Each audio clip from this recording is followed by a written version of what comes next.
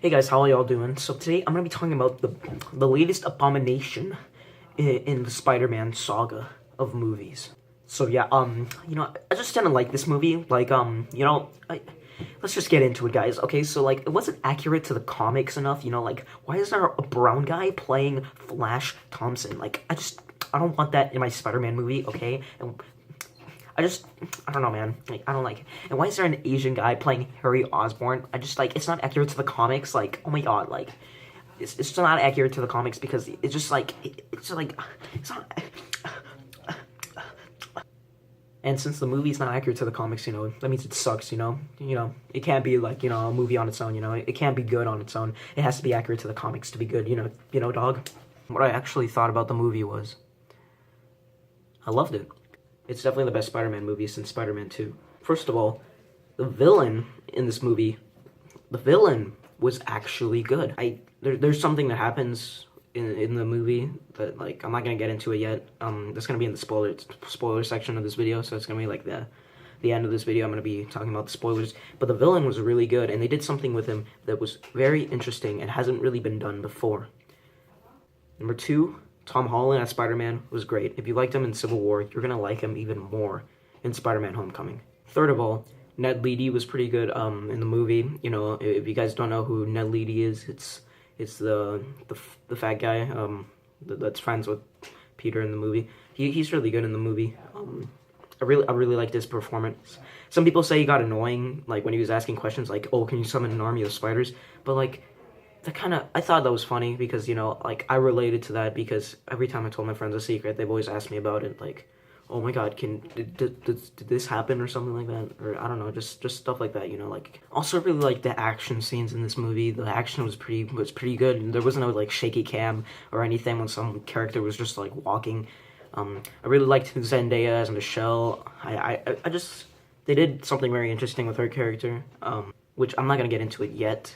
It's just a fun movie, Tom Holland really sold that he was a 15-year-old. Like, he doesn't look like he's 15. He looks kind of like he's 18, but his voice nails it because he sounds like he's 15. I really like how they had, like, this whole John Hughes type of vibe to the movie. Like they even had, like, a reference to Ferris Bueller's Day Off, and, like, they even had Ferris Bueller playing on a TV. This movie really did something that we haven't really seen before in a Spider-Man movie, guys?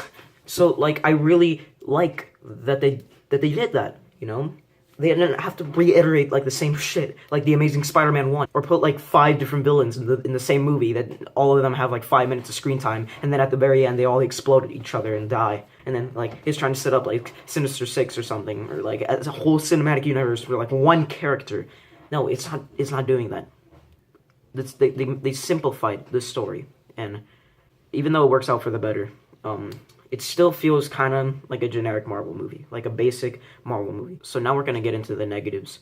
The cinematography was kind of basic, like, it wasn't like anything special. It wasn't like terrible cinematography. It wasn't like plain shots like this, like that you see in movie reviews. It wasn't like this every single time a character talked. Like, it was decent cinematography, but it wasn't anything that we haven't seen before. And, like, that's just kind of how it is in Marvel movies. We don't really see that much, like, special cinematography. I kind of wish we did this time, but still, like, it's whatever. Another thing I didn't like about this movie was the music. The music was pretty generic. Nothing's gonna beat the original Spider-Man theme, and I feel like that's why I didn't like the music that much in this movie. Like, the music's fine, but it's nothing, like, iconic that, like, really sticks in your head, I really wish they tried to be, like, to make something really iconic, something that's gonna stick in my head. Not like The Amazing Spider-Man 2. The Amazing Spider-Man 2's music, it's stuck in my head, but that's not because it's iconic. It's because it's in a bunch of fan films that I've seen, and it just got, like, it just got stuck in my head. Maybe if they didn't want to try to make an iconic soundtrack again, like the original Spider-Man movies, maybe they could have just used the original Spider-Man theme song, because, like, it was really good. Like, it's very iconic. But then again, Marvel doesn't really want to, Marvel doesn't want to really lean towards, like, any older franchises that, especially that they haven't made. But yeah, another thing I didn't like about this movie was the relationship with Liz. It felt like it was just there to be a relationship. But yeah, now we're gonna get into the spoilers. And there was this twist in the movie that was so good that, like, I have no idea how I didn't see it coming. Okay, so it turns out Michael Keaton, I don't know the character's name because I wasn't able to remember it, but turns out the Vulture, Michael Keaton, is Liz's father.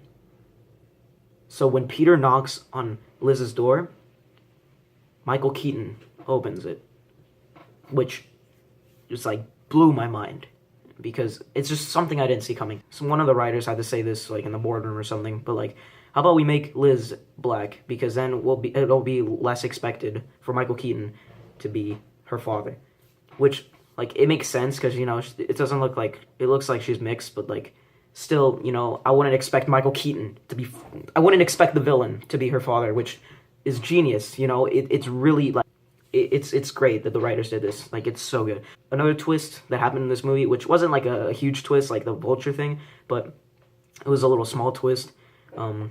It turns out Michelle, played by Zendaya, well, when they call her Michelle at the end of the movie, she's like, "Oh, don't call me Michelle, my friends call me MJ." I looked at the guy I was with in the movie theater, and, like, we just looked at each other like, man, like, that's crazy. Overall, though, the movie was great. Like, even though I had, like, some gripes with it, you know, the positives far outweighed the negatives. If I had to give this movie a rating, it would be an 8.5. No, I feel like they're setting up some stuff that's gonna be really good in the future, in future Spider-Man films, which I can't wait. But yeah, guys, sorry for the reviews lately, man. Like, I've been making, like, 1-minute reviews. Like, that's just terrible. I'm not gonna do that anymore, because I feel like every time I do a review, it's because I forget most of the movie. Like, I wait a while after watching the movie for some reason, and I forget most of the things I want to talk about, and so it ends up being, like, 1 minute long. I'm sorry about that, guys. It's not gonna happen anymore. I'm gonna start doing more in-depth reviews. Another thing I want to talk about is that I was actually, okay, I was writing a script behind your guys' back, and it was actually a Spider-Man fan film, and it was, okay, so, it sounds really unoriginal, but I wrote this, like, at least a few months before Spider-Man Homecoming was even, like, the name was even announced, but, the fan film I was writing was called Spider-Man Coming Home, based on The Amazing Spider-Man Coming Home, which I don't have it in my hands right now, so I don't know why I'm doing this, but I'm gonna put a picture up of the cover, and at the very end of Spider-Man Coming Home, I was gonna have Peter Parker just kind of, like, beaten up and everything, and he's gonna be wearing a suit.